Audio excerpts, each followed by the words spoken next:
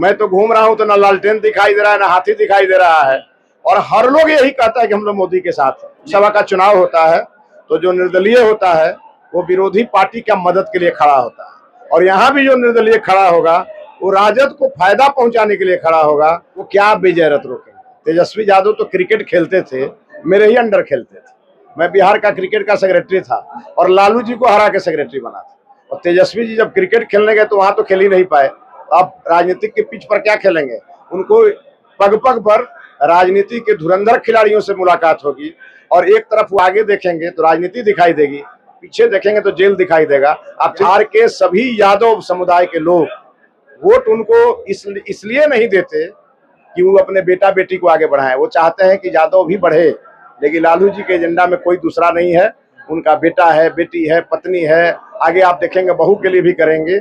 इसलिए बीजेपी के प्रत्याशी मिथिलेश तिवारी जी बरहमपुर से अपनी चुनावी सभा का आगाज किए हैं। यहाँ पर पहला इनका भाषण हुआ है। चलिए मैं इनसे सीधे जानने का प्रयास करूंगा कि क्या आप घूम रहे हैं। लग रहा है कि तीसरी बार यहाँ से लगातार बीजेपी 14 से जो कंटिन्यू बीजेपी का सांसद हो रहे हैं। यहाँ पर जनता आपको जीत दिलाकर लोकसभा भेजेगी। क्या लोकसभा तीसरी बार जनता भेजेगी? लग रहा है माहौल पहले से भी ज्यादा मार्जिन से इस बार मोदी जी के लिए तूफान है लोगों के बीच में।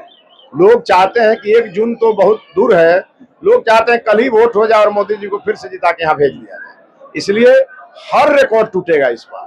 तो बक्सर की यहाँ पर बात कर रहे थे, मंच पे बहुत सारी बातें बोले हैं कि बक्सर में हम विकास करेंगे, बनारस में जैसे विकास हुआ है वैसे बक्सर में। मगर यहाँ पर अश्वनी चौबे से जनता नाराज थी, उनका टिकट काट भी लिया गया था।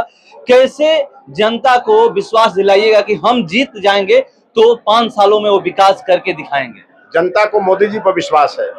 हम और चाहे कोई भी निमित्त मात्र हैं, लेकिन मैं मोदी जी का ऐसा सिपाही हूं कि मोदी जी के कोई भी लक्ष्य मोदी जी पूरा करते हैं, उस अगर कहते हैं उसको पूरा करने के लिए मैं अपना जान लगा दूंगा। और जनता से जो वादा करूंगा उसको 5 साल में पूरा करूंगा। आप देखिए, और ये मोदी की गारंटी है जो मिथिलेश की गारंटी हो। मुकाबला किससे है? मेरे सामने तो कोई नहीं है। मैं तो घूम रहा हूं तो ना लालटेन दिखाई दे रहा है ना हाथी दिखाई दे रहा है, और हर लोग यही कहता है कि हम लोग मोदी के साथ हैं। निर्दलीय लोग भी उतरे हैं मैदान में, उससे कोई अंतर नहीं पड़ने वाला है। आप देखे होंगे जब लोकसभा का चुनाव होता है तो जो निर्दलीय होता है वो विरोधी पार्टी का मदद के लिए खड़ा होता है, और यहाँ भी जो निर्दलीय खड़ा होगा वो राजद को फायदा पहुंचाने के लिए खड़ा होगा। उनका जनता नोटिस भी नहीं लेगी। आनंद मिश्रा कह रहे हैं कि हम जीत कर वो करके दिखाएंगे कि जो 70 सालों में नहीं हुआ। देखिए, मैं किसी पर टीका टिप्पणी नहीं करूंगा, और अभी मैं बहुत कुछ बोलूंगा भी नहीं। थोड़ा समय नहीं आने दीजिए, थोड़ा नॉमिनेशन का टाइम आने दीजिए, और आप देखिएगा फील्ड में कोई नहीं दिखेगा। स्थानीय बाहरी की बहुत बात गारंटी है कि फील्ड में कोई नहीं दिखेगा। स्थानीय बाहरी की बहुत बातें हो रही। मैं भी स्थानीय हूँ, भगवान भोले शंकर का आशीर्वाद मेरे ऊपर है। मैं माता सीता की भूमि से लड़ रहा हूँ और मेरा नाम मिथिलेश है। मैं बाहरी कैसे हुआ? उत्तर प्रदेश जो अयोध्या है वो राम की धरती है, बिहार सीता मैया का धरती है, और मैं माता सीता के परिवार का सदस्य हूँ। मैं यहाँ का स्थानीय हूँ, मैं मिथिलेश हूँ, मैं मोदी हूँ। अब क्षेत्र में जा भी रहे हैं, घूम रहे होंगे, कौन कौन सी कमियां है जो सबसे पहली प्राथमिकता आपकी हो? देखिए, जो जनता है उसका बहुत विश्वास होता है जनप्रतिनिधियों पर, और जब कोई काम नहीं पूरा होता है तो जनता नाराज होती है। उसी नाराज जनता को मैं आज मनाने आया, और ये मैं देख रहा हूं कि जनता इसलिए यहाँ नाराज है, और जो विकास की योजना इसलिए धरातल पर नहीं पहुंची है क्योंकि हमारा यहाँ विधायक नहीं है। 6 विधानसभा में बीजेपी का अगर विधायक होता ये परेशानी नहीं होती, लेकिन मैं जब तक यहाँ विधायक नहीं बना देता तब तक विधायक भी मैं ही काम करूंगा, सांसद का काम मैं ही करूंगा। और आप चुनाव के बाद देखिएगा, महागठबंधन के विधायकों की पोल खोलूंगा और जनता को बताऊंगा जो नहीं हुआ वो महागठबंधन ने नहीं किया। तो देखिए, कह रहे हैं जो नहीं हुआ महागठबंधन ने नहीं किया। 1-2 सवाल और। यहाँ पर अगर बक्सर की हम लोग बात करें तो ये कहा जाता है कि बक्सर भगवान राम प्रभु श्री राम शिक्षा लेने आए थे, मगर यहाँ के लोग शिक्षा लेने कहीं बाहर जाते हैं। नहीं, ये बात आपका कहना सही है। बक्सर भगवान राम की शिक्षा स्थली है, तो निश्चित रूप से बक्सर में यूनिवर्सिटी बनना चाहिए। बक्सर में गुरुकुल परंपरा स्थापित होनी चाहिए, और ये सब मेरे मन में है। आप चिंता मत करिए, मोदी जी की गारंटी में ये भी शामिल होगा।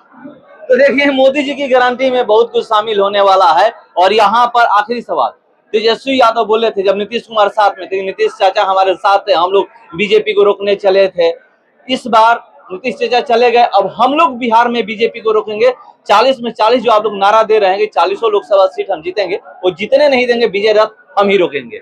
वो क्या विजय रथ रोकेंगे? तेजस्वी यादव तो क्रिकेट खेलते थे, मेरे ही अंडर खेलते थे। मैं बिहार का क्रिकेट का सेक्रेटरी था और लालू जी को हरा के सेक्रेटरी बना था। और तेजस्वी जी जब क्रिकेट खेलने गए तो वहां तो खेल ही नहीं पाए। अब राजनीतिक के पिच पर क्या खेलेंगे?